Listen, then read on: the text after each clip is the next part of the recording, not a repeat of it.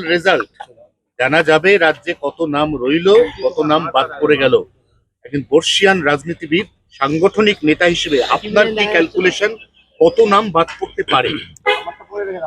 যেটা আমরা আন্দাজ করেছিলাম 1 কোটির বেশি ভুয়ো নাম আছে, আর সেদিকেই যাচ্ছে। প্রায় 65 লক্ষ বাদ হয়ে গেছে। 50 লক্ষ লোককে ডাকার পরেও এসআইআর ভেরিফিকেশন আসেনি, এই নাম তো বাদ যাবেই। তারপরে আরো প্রায় 35 লক্ষ নাম যেগুলো থাকবে বিভিন্ন কারণে ডিসপিউটেড, সেখান থেকেও কিছু বাদ যেতে পারে। তাহলে সাম আপ করে, যেমনটা মুখ্যমন্ত্রী জৈন মন্দিরের উদ্বোধনে গিয়ে সেদিনকে বলেছিলেন যে উনি আশঙ্কা করছেন 1,20,00,000 নাম বাদ যেতে চলেছে। আপনার ক্যালকুলেশনে মোট সংখ্যাটা কত? তার মানে আমরা যেটা বলেছিলাম উনি তো ওটা মেনে নিয়েছেন। বিজেপি এটাই বলছে, আমরা বলছি 1 থেকে 1.5 কোটি ভুয়ো নাম আছে। এই নামগুলোকে বাঁচাবার জন্য এত নাটক মমতা ব্যানার্জি লোকেরা করেছেন। 1.5 কোটি লোককে নোটিশ দিয়েছেন ওনার কর্মচারীরা, এবং যাতে ব্যাপারটা পুরো গুলিয়ে যায়, যাতে ইলেকশন কমিশন রেগে মেগে বলে দেয় যাক আর ভেরিফিকেশন সবাই নাম ঢুকিয়ে দাও, সেই আশায় ছিলেন। তো সেটা হচ্ছে না। ওনারা গেলেন কোর্টও বুঝে গেছে এনাদের চালাকিটা, তারাও ছাড়ছে না। এই যে শুদ্ধিকরণ চলছে ভোটার লিস্টের, সবাই দিকে তাকিয়ে আছে। আমরা চাইছি এটা ঠিকঠাক হোক।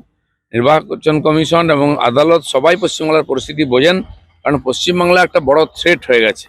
এখানে এত বিদেশি লোক, অবৈধ লোক ঢুকে পড়েছে। তারা যদি নাগরিক হয়ে যায়, ভোটার হয়ে যায়, তাহলে তো গণতন্ত্রের কি মানে থাকে? বা দেশের সুরক্ষায় আর পড়ে যাচ্ছে এখন রিস্কের মধ্যে। দেখুন সেদিন যে উগ্রপন্থীরা ধরা পড়েছে, তারা পশ্চিমবাংলা থেকে গেছে এবং টিএমসির মেম্বার, টিএমসি পার্টির লোক তারা। তো উগ্রপন্থী, গ্যাংস্টার, অ্যান্টি সোশ্যাল, এই সমস্ত লোকেরাই এখন টিএমসি কে চালাচ্ছে। প্রথম তালিকায় 1 কোটির বেশি নাম বাদ চলে যায়, তাহলে সেটার বেনিফিট কারা পাবে? মানে বিরোধী পক্ষ পাবে না শাসক পক্ষ পাবে, না কেউই পাবে না, সমান সমান হয়ে যাবে? বিরোধী পক্ষ তো পাবেই, কারণ কি, যে ভোটটা বড় বড় নেতারা টিএমসি, দেখুন তাদের এলাকায় 50, 60, 70 হাজার করে নাম বাদ গেছে। 20%-এর বেশি নাম, 75,000 বাদ গেছে একটা অ্যাসেম্বলি থেকে।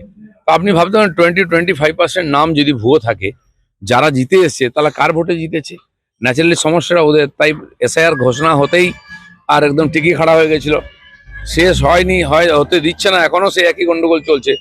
तो बुझाई जाच्छे। मेडिसिन में 22% डिस्काउंट, साथ ही फ्री होम डिलीवरी। कॉल कीजिए या विजिट कीजिए सिलीगुड़ी फार्मेसी, बाघा जतीन रोड, हाथी मोड़ के निकट, सुभाष पल्ली, सिलीगुड़ी। कॉल 9933990001। আর ক্ষতিটা হবে। কমিশন সূত্রে খবর প্রায় 7 কোটি 8 লক্ষ লোকের নাম থাকছে, কারণ প্রথম শুনানিতে যারা ডাক পেয়েছেন তাদেরও নাম থাকছে, নামের পাশে অ্যাডজুডিকেশন উল্লেখ থাকবে। অর্থাৎ 28 তারিখ যে প্রথম তালিকা কমিশনের, নতুন ভোটারদের নাম সাপ্লিমেন্টারি তালিকায় থাকবে। তাহলে তারা কি করবে? মানে যারা নমিনেশনের সময় যাতে নাম বাদ যাবে, তারা কি করবে? দেখুন, এই যে 58 লক্ষ নাম ফর্ম ফিল আপে বাদ চলে গেছে, তারপরেও 1.5 কোটি লোককে নোটিশ করা হয়েছে। তার মধ্যে 50 লক্ষ লোক আসেনি, মানে 1,15,00,000 নাম তো গেলই। এরপরে যে নাম বাদ যাচ্ছে তার থেকেও বাদ যেতে পারে। বাকি ডিসপিউটেড যেটা আছে ধীরে ধীরে সমাধান হবে, সাপ্লিমেন্টারি লিস্টে এসে যাবে। যাদের কাছে বৈধ ডকুমেন্ট আছে তারা কেউ বাদ যাবে না, তারা ভোটার হিসেবে ভোট দেবে। নামের পাশে প্রমাণিত হয়ে গেল যে শুভেন্দু বাবু প্রথমেই বলেছিলেন 1.5 কোটি নাম বাদ যাবে, তাহলে কমিশন তো তার মানে সেই দিকেই হাঁটছে। দুজনের এরকম অঙ্ক মিলে গেল। আচ্ছা, মমতা ব্যানার্জি 2005 সালে পার্লামেন্টে স্পিকারের মুখে কাগজ ছুঁড়ে দিয়েছিলেন, বলেছিলেন অনুপ্রবেশকারী ভরে গেছে পশ্চিমবাংলায়। তো তখন তো উনি এত আগে বলেছেন, আমরা এখন বললাম, তাহলে তো একই কথা বললাম। উনি ভালো করে জানতেন ভরে গেছে, এখন তারাই দেশের বিপদ ছিল, এখন তারা তার সম্পদ হয়ে গেছে। এখন কেন বলছেন না অনুপ্রবেশকারী কোথায় নাই, কোথায় গেল রোহিঙ্গা? ওনার পার্টি বলছে, উনি বলছেন, উনি জানেন তাদেরকে আঁচলের তলায় রেখেছিলেন, সেটা বার করে দিয়েছে কমিশন। প্রথমে দেখলেন যে 28 তারিখে আপনার নাম রয়েছে তালিকায়, কারণ নামের পাশে হেয়ারিং বলে লেখা থাকছে, কিন্তু তারপর সাপ্লিমেন্টারি লিস্টে নাম বাদ গেল, তখন কার কাছে যাবেন? সময় থাকবে না।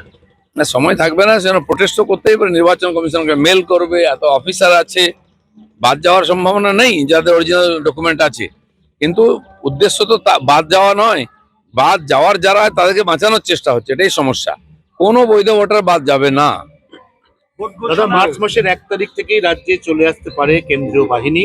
আপাতত প্রচুর কেন্দ্রীয় বাহিনী আগাম পাঠিয়ে রাখা হবে। ভোটের দিন ঘোষণা হলে এই বাহিনীর সংখ্যা বেড়ে যাবে। দেখুন, ভোটের প্রচার শুরু হয়নি, হিংসা শুরু হয়ে গেছে। এসআইআর কেন্দ্রের যে ধরনের হিংসা হয়েছে, তো ভোটের এই যদি নমুনা হয় তো ভোট কিরকম হবে বুঝতে পারা যাচ্ছে।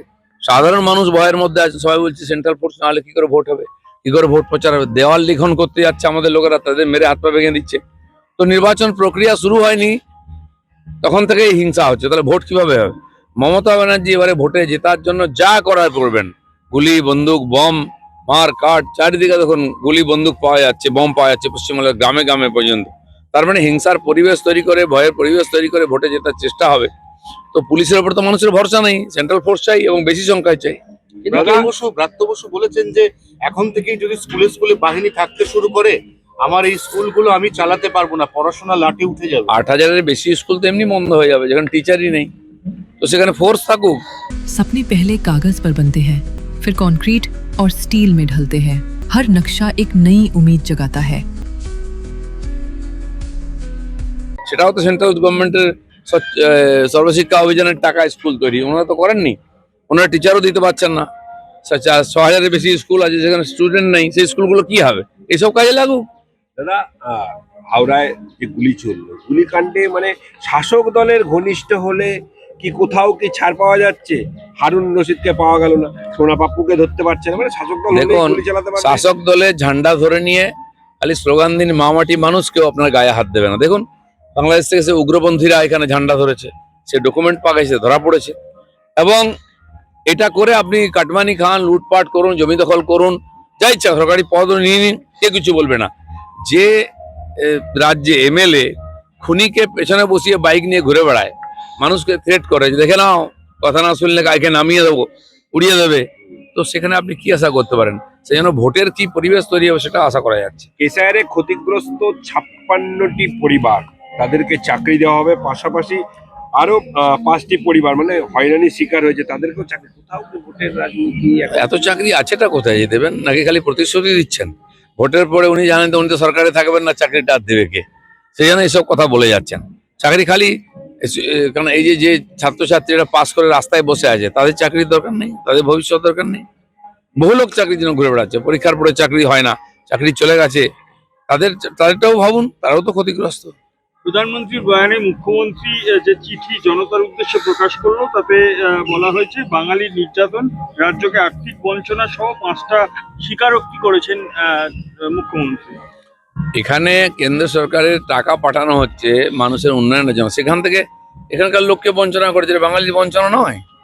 ওপার বাংলা থেকে হিন্দুরা এসে গেলে টেনশন, রোহিঙ্গা এসে গেলে কোনো টেনশন নেই, তারা বাঙালি হয়ে যাচ্ছে।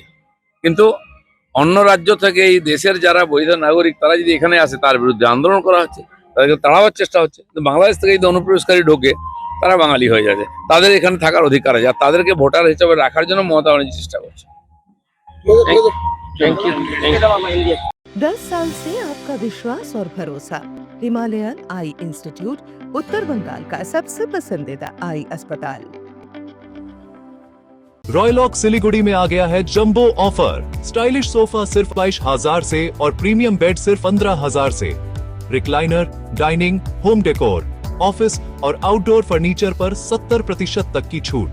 आज ही आई सालूगाड़ा के पास, सेवोक रोड, सिलीगुड़ी। कॉल करें 7076969111। शादी या फंक्शन में हो या डे संजोना, डॉक्यूमेंट्री हो या विज्ञापन बनवाना, प्रोडक्ट की ब्रांडिंग को न रंग लगाना, कैंडिड शॉट से बल्क कराना, हर तस्वीर में जादू लाना, हर फ्रेम में हो कला का खजाना, खूबसूरती और क्रिएटिविटी जब साथ निभाना। सारांश में फोटोग्राफी या सिनेमाटोग्राफी हो करवाना, तो सोमानी डिजिविजन में ही आना। सोमानी डिजिविजन हर याद को बनाए खास। कॉन्टैक्ट 9434023813।